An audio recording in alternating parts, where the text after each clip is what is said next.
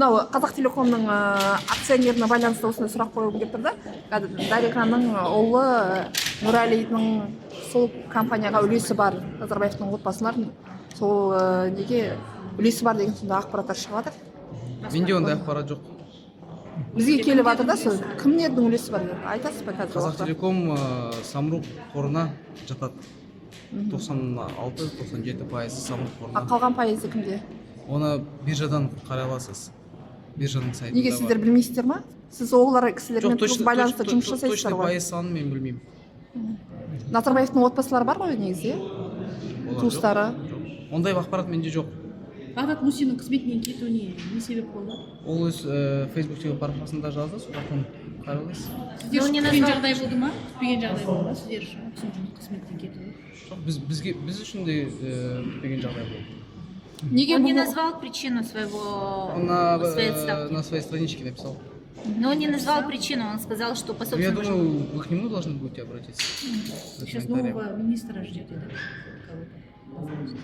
да? А есть информация, кто придет на смену Багдад Мусин? Мынау су тасқынына байланысты ғарыштық мониторинг жасау барысында қандай да бір кемшілік? Біз жақтан кемшілік болмады деп ойлаймын. Кемшілік болмаса неге осындай алдын ала су тасқыны болатын туралы ақпарат алдын ала шықпады? Кемшілік болмаса. Ну, у нас нет задачи, скажем так, предсказывать наводнение. Мы прогнозируем и передаем полномочия. Прогноз жасамадыңыздар ма не? Алдын ала. Прогнозирование, это же есть предсказывание. Это разные вещи. Предсказывать и Ну, в чем прогнозировать отличается? разные вещи. Я не буду сейчас Ну, у вас же есть комментировать данные, у вас есть, толкование. у вас есть спутники, чтобы наблюдать. Сол айтып отыр ғой енді. Понятно, но в смысле, Сол эти кезде алдын данные ала. в том числе использовались. Эти Неге данные... енді неге алдын ала берілмеді?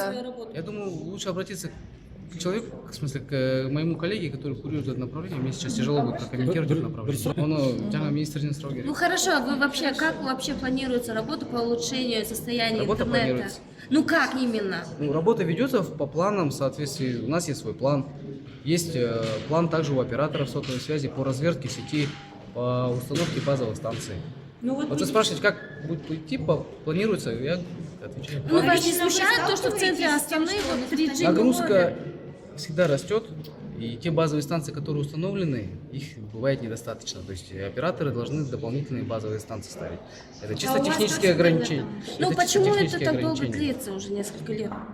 Потому что сотовые операторы не всегда успевают ставить Неге базовые бәсекелестік жоқ, станции. соны Ну, у айтыңызшы. них вот цена за абонплату повышается, а работа не Ну, тогда обратитесь улучшается. к сотовым операторам. Вот есть Ну, вы есть- как есть- курирующее Нет, есть ведомство, институт вы защиты прав никак-то потребителей. Нет, почему? Мы с ними работаем, мы отмечаем те белые пятна, которые есть.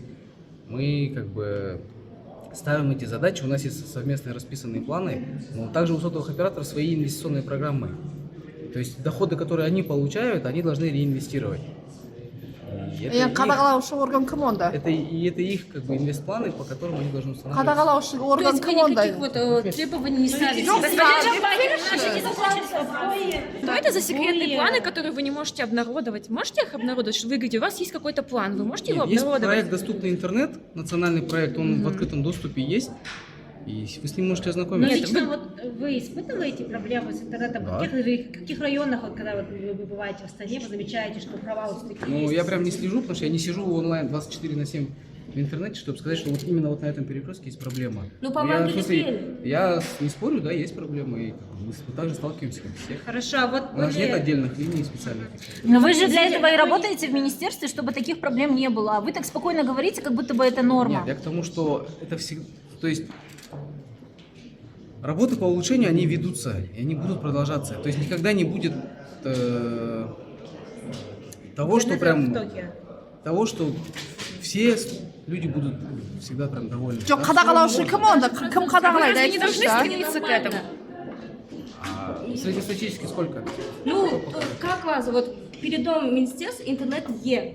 Мы даже элементарно за проезд в автобусе не можем оплатить. Да, про это мы до этого тоже ранее вашим коллегам говорили. У нас есть законодательное ограничение по установке базовых станций на государственных объектах. Но там же есть дома.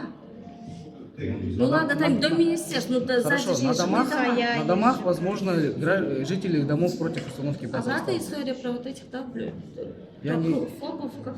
Радиофобов. Радиофобов. То есть, если бы вы нам помогли, наоборот, провести разъяснительную работу с жителями домов, чтобы они дали согласие по установке базовых станций на их домах, то, наверное, у нас на всех жилых домах могли бы быть базовые станции. Почему вы К на сожалению, жителей сегодня это нет. скидываете Журналисты ответственность? должны, да, Потому делать что эту работу. жители принимают решение об установке базовых станций на их Закон У домах. вас же Что, да. приняли закон, что сейчас не Нет, ну спрашивают сейчас да. у жителей. Ну, потому что а сейчас что, поэтому- а зачем әлі вы жоқ қой говорите енді про интернет интернеттеріңіздің поэтому дұрыс потихоньку жұмыс істемейді ғой.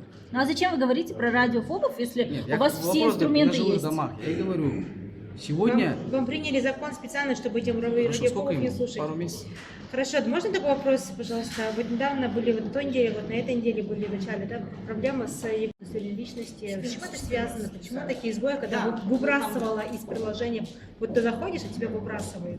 Да, и были... Возможно, что сбой был. взламывали, да? Да, вы обратитесь письменно, я ответим. А вы я, не знаете, я не смогу почему вы не прокомментировать сейчас. знаете даже это? Я сейчас не смогу прокомментировать. екінші деңгейлі провайдерлер үшін құқығын сіздер шектеп отырсыздар, тұншықтырып отырсыздар. Себебі мысалы мемлекеттік органдар, көп мекемелер интернетке тендерге түскен кезде техспецке кабельмен интернетті кабельмен жеткізу керек деген талап қояды.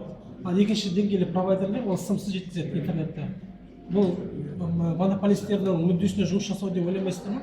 Негізгі талап интернеттің жылдамдығы ғана болу керек емес па?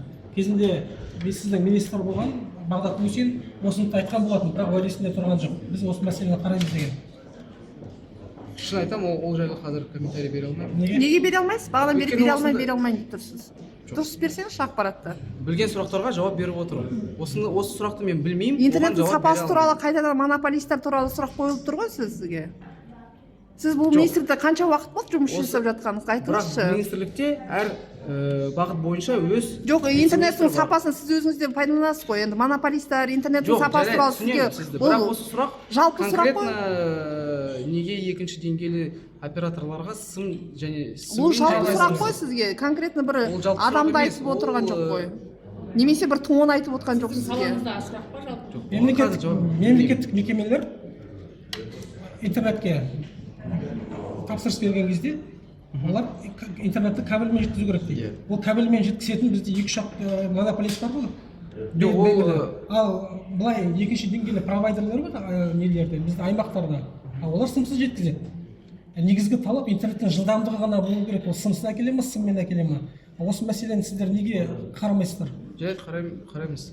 Господин Жамбакин, скажите, пожалуйста, вот вы не планируете ввести мораторий на повышение тарифов операторам, пока они не улучшат качество интернета? Потому что тарифы-то растут. Продолжают расти, а качество не улучшается. Вы Есть? можете, пожалуйста, не Можете не выпихивать? Да. Я не выпихиваю, прохожу аккуратно. Нет, ну, пожалуйста, ответьте на Дайте вопрос. пройти просто. Вы на вопрос ответите. Я не могу комментировать сейчас про мораторий, потому что... Слушай, там, наверное, я выпихиваю. Тариф растет, качество не Это улучшается. несправедливо по отношению к казахстанцам. Что они вынуждены платить высокие тарифы, при этом качество интернета и связи снижает человечество. Вы можете, пожалуйста, остановить и ответить на вопрос? Или же не на все просто? Бәрін соқа жауап берсеңізші, вице-министр мырза. Господин вице-министр. Господин вице-министр, скажите, пожалуйста, по тарифам, что нам теперь станциям ожидать? Будет повышение дальше или нет? Я думаю, вам лучше обратиться к сотовым операторам.